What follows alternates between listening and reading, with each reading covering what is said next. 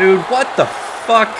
No, seriously. I don't even have a funny way of wording this. My silver tongue has turned bronze. What the actual fuck? Nothing makes sense anymore. Bedtime said it best. I still am speechless almost. I know I've just yapped for fucking 6 minutes, but is this not fucking insane, dude? Is this not insane? Why? I'm picking McGregor. I'm picking McGregor against Holloway. I don't give a fuck, dude. I'm picking McGregor. That's all I need to know. I'm picking McGregor. Fuck it, dude. I'm picking every upset happening this year, bro. Yeah, honestly, whatever, man. Conor McGregor defies every law of nature and styles on Max Holloway. And then he gets whatever title shot he wants, and then he wins that one. Gabriel Bonfim skips the line to fight Islam and just hands him his ass. Brendan Allen destroys Sean Strickland and then goes on to become the next middleweight GOAT. Ayman Sahabi goes on another million-fight win streak and cold Sean O'Malley in the rematch. Anything is possible at this point. At least that's how it feels. I don't think it's hyperbolic to say that this might be the single biggest upset of the last decade or more. Strickland versus Adesanya is the first one that comes to mind. And yeah, sure, that one made all of our eyeballs combust out of our skulls. But this one's worse than that one, I think, because Adesanya had been losing fights. He wasn't some unstoppable force at that point. And there are others we could point to. DDP destroying Robert Whittaker when everyone thought he'd get whooped. Steve Erceg beating Pantoja. Yes, I said that. We'll tend to forget. Steve Erceg absolutely won that fight. And we've had plenty of not really upsets, but just surprising performances. Chimaev versus DDP was supposed to be competitive, and it wasn't. JDM versus Makhachev was supposed to be competitive, and it wasn't. Holloway versus Oliveira was supposed to be competitive, and it sucked.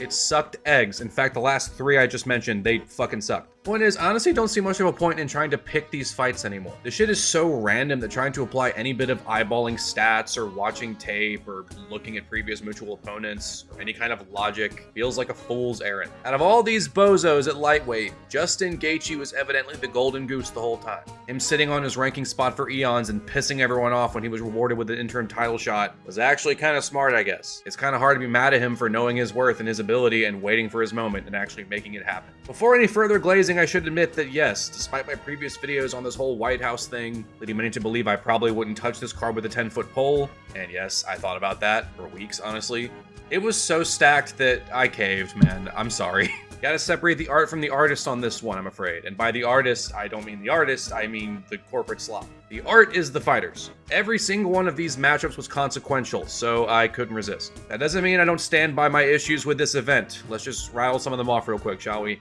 Fuck Dana White, fuck Donald Trump, fuck the billionaires in the crowd. Yes, the active duty service members was actually cool, but the rest of it, fuck off. Fuck this thing taking place at the White House at all. It's gross. It's stinky, it's smelly, it's weird. The fights being as good as they were had nothing to do with it being front of that building with fireworks going off and all is whatever and this fucking ghoul sitting cage side. Fuck the UFC for yet again letting the president use them to rehabilitate his image when it's no secret that everyone hates this guy. Fuck Dana for pretending this overtly political event wasn't political. Fuck him for using AI in his promotion of said event and then telling fans to kick rocks when they have a problem with it. This whole thing from top to bottom was rancid. I did want to address that, and I'm aware that I sound like a bit of a hypocrite for bashing this event and then tuning in anyway, but I mean, they don't charge pay-per-view anymore. Paramount has my subscription either way, whatever. And also, I only tuned in for the fights, and the second the fights were over, I turned it off in between, just so I didn't have to witness anything foul against my will. Anyways, where was I? We all owe Justin Gaethje a serious apology. I think it was easy enough for most of us to picture him getting his molars fed to him in pretty despicable fashion. I saw this one going the same way I saw Rufy versus Chandler going. Like maybe competitive for a round, followed by the most heinous execution you've ever seen on live TV.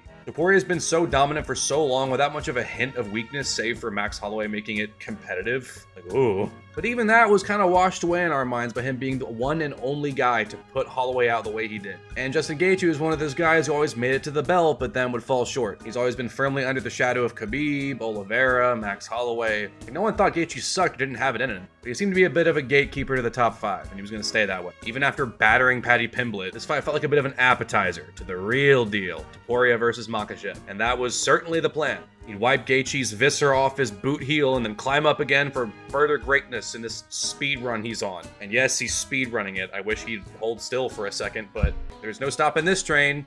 Or is there? Perhaps we were being a little too dismissive of Gaethje's chances. Because it's not like either guy fought differently than they usually do. Gaethje was maybe a little more sharp and switched on, sticking behind a stiff jab and pulling Ilya into the clinch for knees and uppercuts early. But he didn't do anything that Ilya wouldn't have seen studying tape. I think it was a testament to Justin's chin, overall toughness, gas tank with all that 5-round experience, and thudding power that caught Ilya off guard quite a bit. We gotta stop writing these contenders off, man. We all knew there was a chance. But this is verbatim what we all did with Sean Strickland back when he took on Izzy. It seemed impossible going in, but afterwards we were just like, why the fuck didn't we see that coming? It was honestly a little bit insane that we didn't at least see this being competitive. Like, I did to a point, but what always happens in Topuria fights? It's competitive until it isn't. Or it's not competitive. It's either way, he kills people. But this guy is used to wars, used to long decisions, thrives in dust-ups, and in his own right still carries ridiculous power. Just because he hasn't been holding people bad like earlier in his career, doesn't mean that went away. It further shines a light on the fact that he's constantly been in there with the elite competition for like a decade. I just don't even know anymore, man. It felt like being in an alternate timeline seeing Topuria beaten that badly. With all the aura, all the trash talk, holding a funeral for Justin before the fight even took place, and having the resume to back up that cockiness, this was baffling. He took a steamroller to the dome. He's very, very vulnerable. No triple champ fight for you, sir. Sorry. And man, Conor McGregor never even got done this badly. Like, he had a very similar ascension. You know, you watch their careers, very similar rise to the top, where he obviously didn't get as huge as Conor, but he's about as huge as you can get under the current model. And we saw Conor lose eventually. We saw him get finished a few times, but we never saw him just be completely destroyed and demoralized and annihilated. Justin gave Ilya the Tony Ferguson treatment, and just like that, triple chip aspirations are gone. The aura is gone. It's all dead. It's buried. He's just a regular contender yet again. Will he come back sharper than ever after being taught a lesson? Or is this the start of a foul decline? We'll see.